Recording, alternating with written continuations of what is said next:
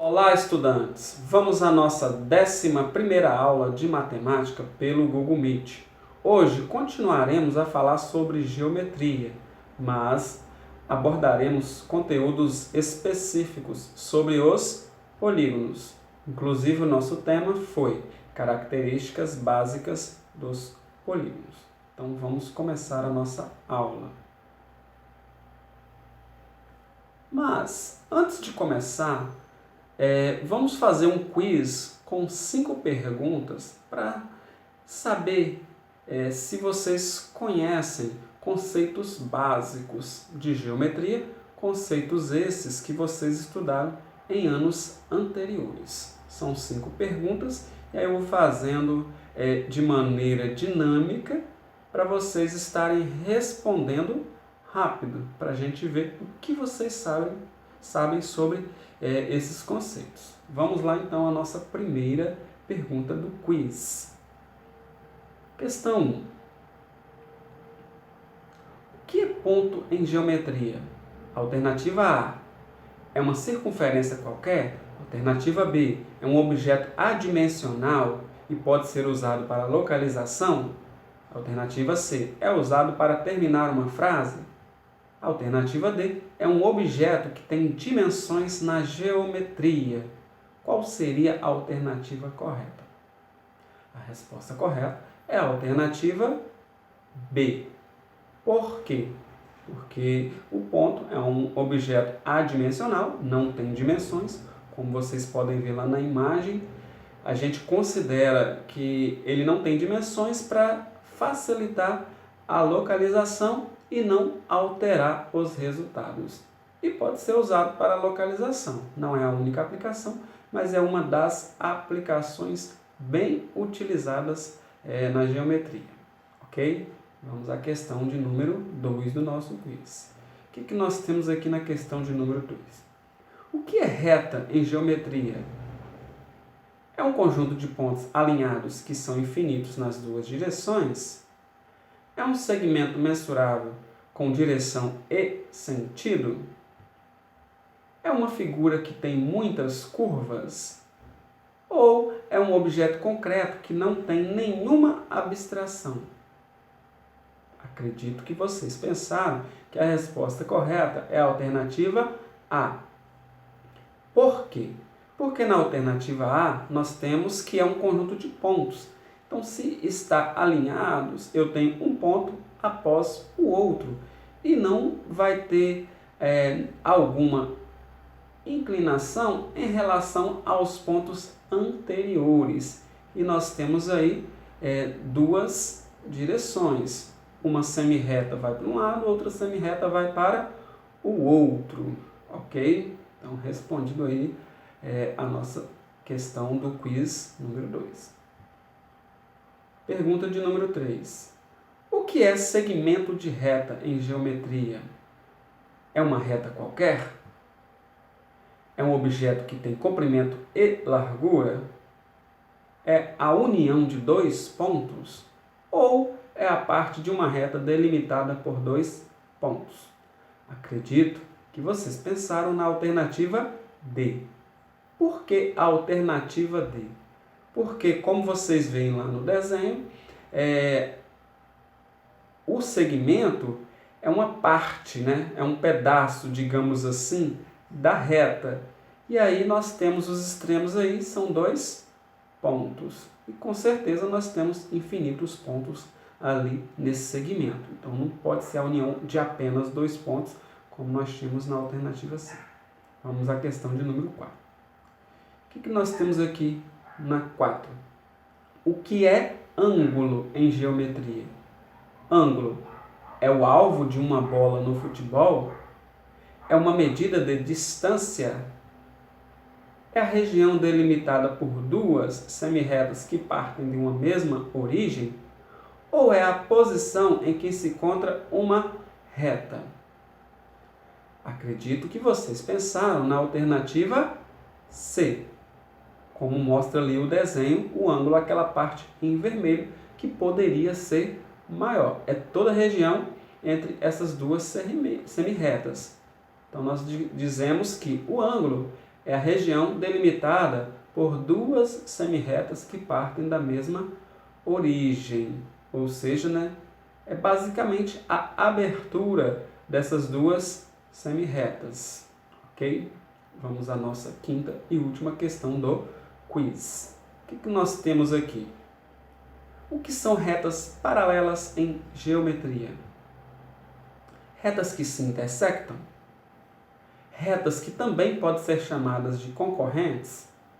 São retas secantes a outras retas? Ou retas que não têm pontos em comum e têm sempre a mesma distância entre si?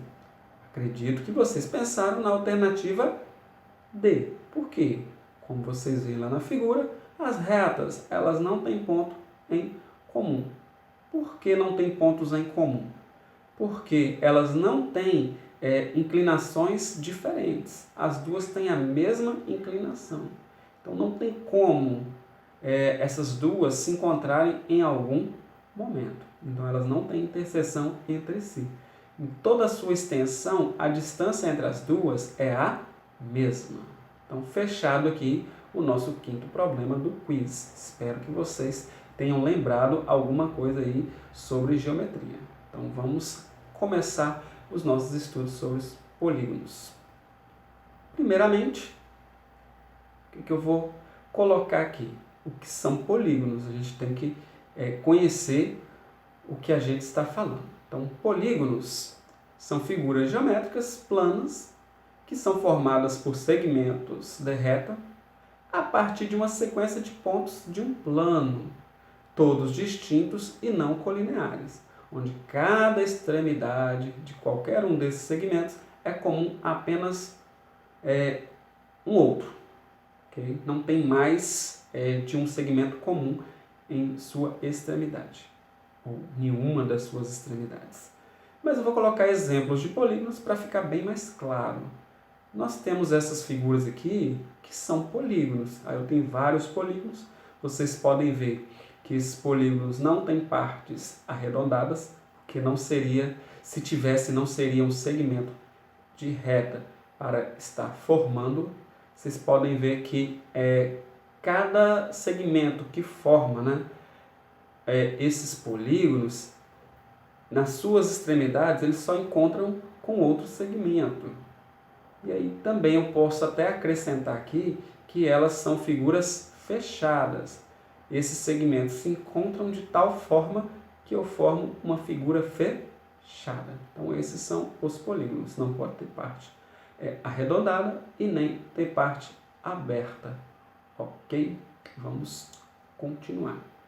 Agora, eu quero chamar atenção para dois grupos de polígonos que são muito utilizados em matemática. Eu não posso deixar de lado esses dois polígonos em si, que são os triângulos e os quadriláteros. O que é um triângulo? É um polígono que tem 3 lados. E o que são quadriláteros? São polígonos que têm 4 lados. Vamos ao triângulo primeiro. Eu vou fazer aqui uma classificação essa que é muito importante para os nossos estudos. Primeira classificação é em relação aos lados, as medidas dos lados. O meu primeiro triângulo, todos os lados têm a mesma medida. O segundo, 2 lados têm a mesma medida e um tem uma medida diferente. O terceiro triângulo, nós temos 3 lados com medidas diferentes. O primeiro a gente chama de triângulo equilátero, porque eles têm os 3 lados com a mesma medida. O segundo triângulo a gente chama de triângulo isósceles, porque tem pelo menos 2 lados com a mesma medida. O triângulo equilátero também é isósceles, por quê? Porque ele tem 3 lados, então é óbvio que ele tem 2 lados aí de mesma medida. Então, o isósceles, ele pode ser, ou melhor, né, o equilátero pode ser isósceles, mas o isósceles nem sempre é equilátero. Então, o isósceles tem que ter pelo menos 2 lados com a mesma medida. E o 3 a gente chama de escaleno. São aqueles triângulos que têm os 3 lados de medidas diferentes. Isso em relação à medida dos lados. Agora eu vou pensar em relação aos ângulos. O primeiro é chamado de triângulo retângulo. Por quê? Porque eu tenho um ângulo reto, que mede 90 graus. Então, se tem um ângulo reto, a gente já tem um triângulo retângulo. O segundo, como os três ângulos são agudos, ou seja, eles são menores do que 90 graus, todos os três ângulos, a gente chama esse triângulo de triângulo acutângulo. E por fim, eu tenho ali um triângulo que tem um dos ângulos obtusos maiores do que 90 graus. Esse triângulo é chamado de triângulo obtusângulo. Então, essa é a classificação em relação à medida dos lados e aos ângulos. Agora vamos aos quadriláteros, que também são polígonos aí, destacados na matemática e tem grande importância. Eu coloquei aqui 5 quadriláteros diferentes. Primeiramente, nós temos ali um quadrado, é aquele polígono que tem 4 lados com a mesma medida. O segundo é um losango, é aquele polígono que tem 4 lados, mas que nós temos 2 pares aí de lados opostos que têm a mesma medida. Então, nós chamamos ele de losango. Inclusive, o quadrado também é um losango, mas nem sempre o losango é um quadrado, porque o quadrado, além dele ter os lados iguais, ele tem ali 4 ângulos retos no seu interior. O terceiro aqui é chamado de trapézio, é aquele polígono que tem 2 lados paralelos e 2 lados não paralelos. Este outro chamamos de paralelogramos, são aqueles polígonos que têm 2 pares aí de lados paralelos, ok? Inclusive, nós podemos chamar outros aí de paralelogramo. O quadrado é um paralelogramo e o losango também. Só que nem sempre um losango vai ser um paralelogramo, ok? Porque o paralelogramo ele pode ter aí só 2 pares paralelos, dois pares aí de lados paralelos, mas podem ter medidas diferentes. Já o losango, as 4 são de mesma medida. E o último aqui nós temos o retângulo. O retângulo são aqueles polígonos que têm em seu interior 4 ângulos retos. Inclusive, o quadrado é um retângulo, só que é um retângulo que tem os 4 lados de mesma medida. Então, nós teremos aqui que o quadrado é um retângulo, mas nem sempre um retângulo vai ser um quadrado, porque eu posso ter retângulos que têm aí lados diferentes. Então, essa é a classificação aí, desses 2 grupos de polígonos, que são os triângulos e quadriláteros, que são muito importantes aí para os nossos estudos. Agora vamos para a classificação geral, que não só são esses polígonos. Classificação geral, eu vou colocar aqui os 10 primeiros, que não tem nome para todos também, né? Até o 20º a gente tem nomes aí conhecidos, mas passando disso, aí já fica meio complicado, porque nós não teremos nome para todos, porque haja nome para colocar aí nos polígonos, que são em números infinitos. Então, o primeiro nós já vimos, que é o triângulo.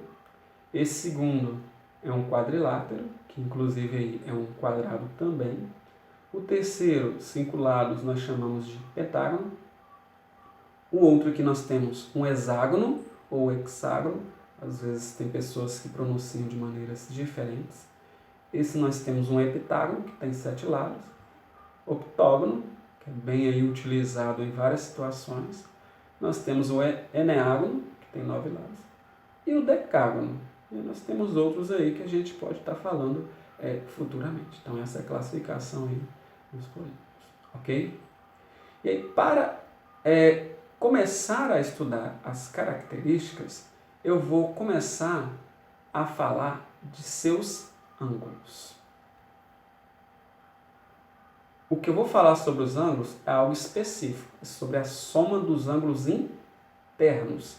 Tem a soma dos ângulos externos também, mas nessa aula eu só vou abordar os ângulos internos. E como eu falei para vocês que o triângulo e o quadrilátero, eles são muito importantes, para mim começar a estudar a soma dos ângulos internos, eu vou começar pelo polígono mais importante, que é o triângulo. É a partir dele que a gente consegue descobrir vários fatos. Eu tenho ali o ângulo alfa, o ângulo beta e o ângulo gama. Eu coloquei valores assim com incógnitas. Por quê? Porque a partir daí a gente pode generalizar, porque esses ângulos podem ser qualquer valores. A gente vai construir aqui uma prova para dizer que a soma a soma dos ângulos internos de qualquer triângulo vai ser sempre um valor em específico. Como eu coloquei aí incógnitas, então isso vale para qualquer número, qualquer valor de ângulo. O procedimento que eu vou utilizar aqui é recortar esses ângulos. Então, eu vou recortar ali, primeiramente, o ângulo alfa e vou colocar ele aqui do lado. Depois, eu vou cortar o ângulo beta, só que eu vou girar ele, do jeito que eu girei o ângulo alfa, para facilitar a minha demonstração. Então, vou colocar ele aqui nesta posição aqui, do lado aqui do ângulo alfa. E aí o último, que é o gama, eu vou colocar nesse espacinho que está faltando. Por que eu fiz isso? Porque ao fazer eles coincidirem aqui com seus vértices, com as suas origens, o que vai acontecer? Eu somando esses três ângulos, vocês podem ver que nós temos aqui uma semicircunferência.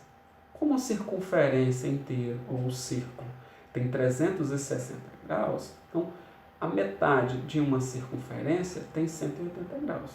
Então a gente conclui ali que a soma desses três ângulos dá 180 graus. Não importa que ângulos sejam esses. Então, como o semicírculo tem 180 graus, alfa mais beta mais gama é igual a 180 graus. Ou seja, a soma dos ângulos internos de qualquer triângulo é 180 graus.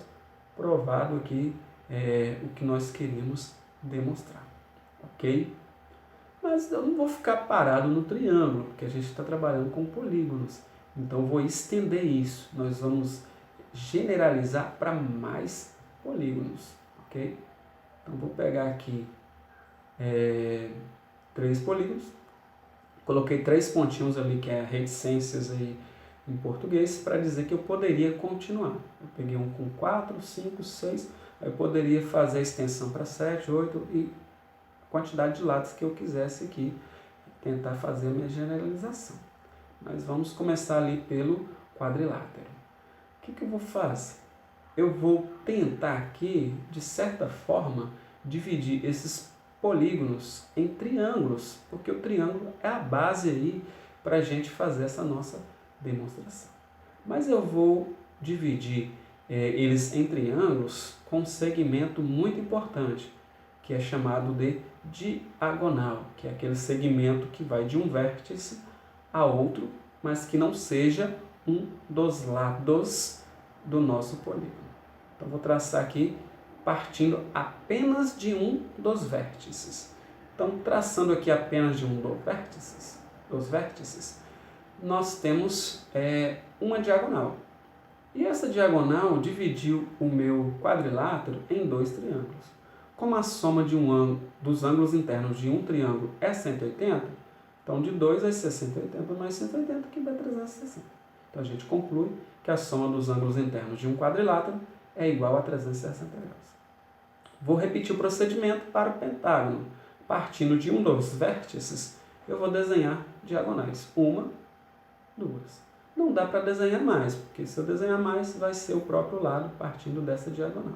Então nós temos 1, 2, 3 triângulos. Então, 180 mais 180 mais 180 é igual a 540, que é a soma dos ângulos internos de um pentágono qualquer. Para o hexágono, nós temos aqui 1, 2, 3 diagonais, dividiu o nosso polígono em 4 triângulos. Então, 180 mais 180 mais 180 mais 180, que vai dar 720. E eu poderia continuar o processo, mas a partir desses 3 eu já consigo enxergar um padrão. Então a gente vai tentar descobrir esse padrão, já que ele está se repetindo. Então vou colocar aqui do lado, né? Vamos tentar criar aqui uma fórmula para a soma dos ângulos internos. Eu vou chamar essa soma de SI. Esse I é um índice. Ele está representando aí internos, ou seja, eu estou colocando aqui a soma dos ângulos internos. Então, nós temos que descobrir essa soma. Como que eu vou fazer isso? Eu vou chamar N da quantidade de lados. Esse 2 é simplesmente uma constante que vai fazer parte, né, da fórmula. E aí nós vamos explicar por quê. E aí vezes 180, porque a cada triângulo eu acrescento 180 graus ao nosso polígono. Quando eu pego lá o quadrilátero, são 4 lados. Deixa eu colocar aqui embaixo que N é o número de lados, né? Quando eu coloco lá 4 no lugar de N para o quadrilátero, 4 menos 2 vai dar 2, ou seja, 2 triângulos que eu consegui dividir. E aí 2 vezes 180 dá 360. Para o pentágono, 5 menos 2 dá 3, ou seja, os 3 triângulos que nós temos ali no nosso pentágono ali, aquela divisão que nós tínhamos feito anteriormente. Então, 3 vezes 180 dá 540. Aí eu vou continuar. No nosso hexágono, nós temos o quê? 6 lados. 6 menos 2 dá 4, que são os 4 triângulos que eu consegui dividir o hexágono ali. Então, 4 vezes 180 dá os 720. Se eu fosse continuar para o heptágono, para o octógono, seguiria o mesmo padrão, já que é o padrão que está acontecendo ali do lado. Então, essa fórmula vale para quê? Para qualquer polígono. Na realidade, a gente divide uma certa quantidade de triângulos e multiplica por 180, que é a soma dos ângulos internos de um triângulo qualquer. Então, a gente fez o que aqui? Generalizou e a gente descobriu uma fórmula para descobrir a soma dos ângulos internos de um polígono. Ok? Muito fácil, né? Vamos agora outras características dos nossos polígonos.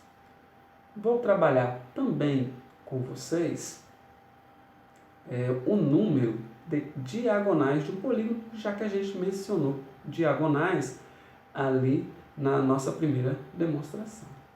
Então, vou colocar aqui novamente alguns polígonos, vou até colocar menos para a gente estar fazendo a generalização, para ver como que vai ficar.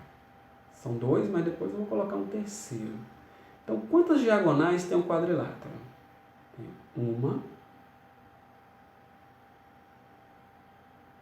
Vamos lá. Uma. E nós temos 2. Então, vocês podem ver que nós temos 2 diagonais. Não dá para desenhar mais nem uma. Vamos tentar agora para o pentágono. Quantas diagonais tem no pentágono? 1, 2. Agora eu vou para os outros vértices. 3, 4, 5 diagonais. Mas, se eu ficar fazendo essa contagem para outros ângulos, por exemplo, para 6 lados, para 7 lados, para 8 lados, para 9 lados, não faz sentido. Por quê? Porque os polígonos são infinitos. E tem mais. Se, por exemplo, eu pedisse vocês para calcular o número de diagonais de um icoságono, que é um polígono de 20 lados, isso daqui daria muitas diagonais. Não faria nem sentido eu ficar contando essas diagonais, até porque eu poderia me perder ao longo dessa montagem dessa figura. Se eu fosse fazer esse desenho, ele ficaria desse jeito aqui, ó. Então, nós temos aí muitas diagonais aí no interior. Na realidade, ao todo, no icoságono, nós temos aqui 170 diagonais. São muitas diagonais. Então, eu ficaria contando um tempo muito grande e olha lá se eu ia conseguir chegar a este número. Então, nós vamos fazer a mesma coisa que foi feito no anterior. Nós vamos tentar enxergar um padrão e vamos jogar esse padrão em uma fórmula, que aí facilita a nossa vida. Eu vou chamar D de um número de diagonais e vou chamar N, seguindo o que a gente já fez anteriormente, de número de lados de um polígono, ok?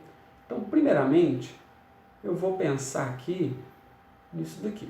Então, o número de diagonais é igual a, não sei, o que eu vou colocar aqui. Mas eu vou começar pelo número de diagonais, que é a minha intenção de descobrir essa quantidade. Então, primeiramente, eu vou pensar nesse número aqui, n-3.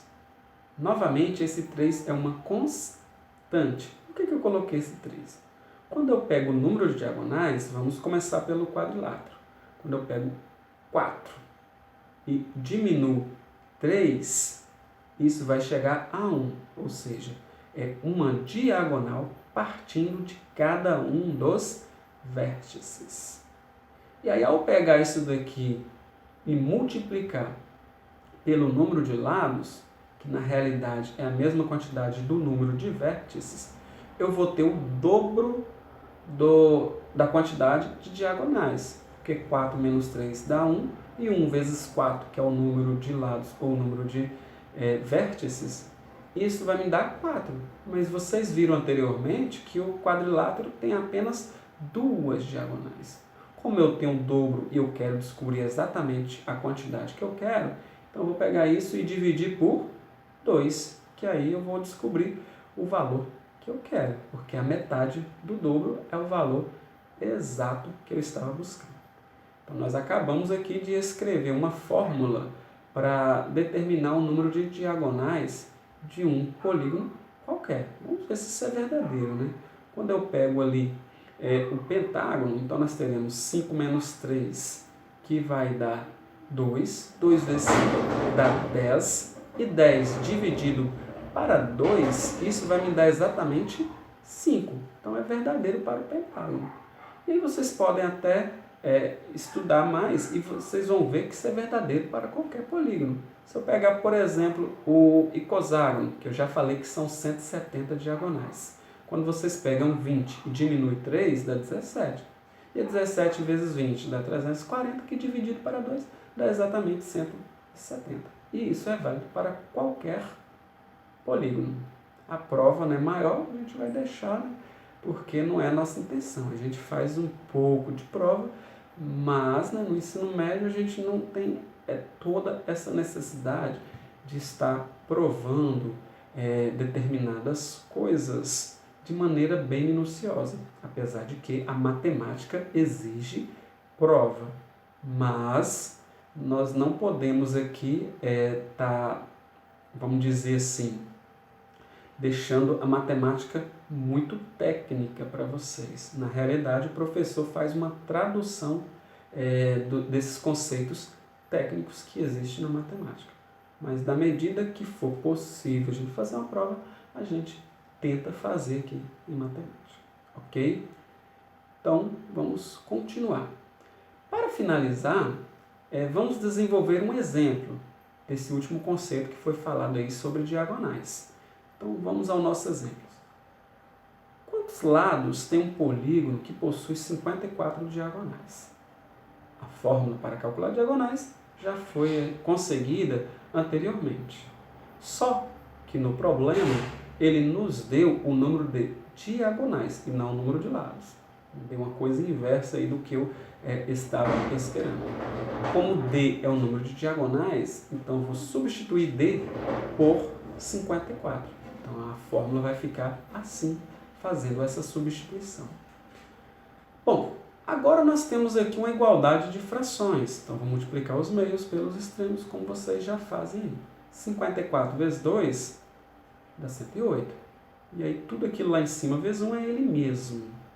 Eu poderia aplicar a distributiva, que eu teria uma equação do segundo grau, que vocês podem muito bem estar resolvendo e descobrir aí o valor de n, que vai ser o número de lados do polígono, e aí vai chegar a resposta. Mas como eu tenho que estar apresentando vários métodos para vocês, aí eu vou apresentar um diferente. Pense comigo aqui. N é um número que eu não conheço.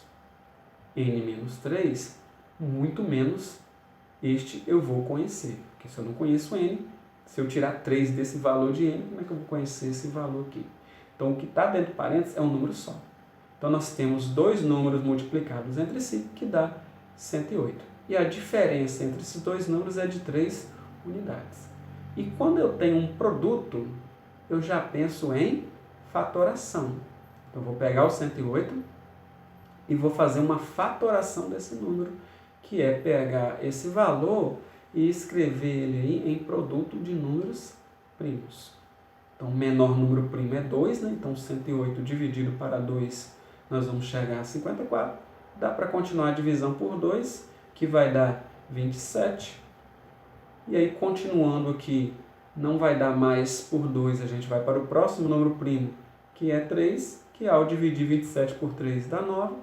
Continua-se com 3, que vai dar 3.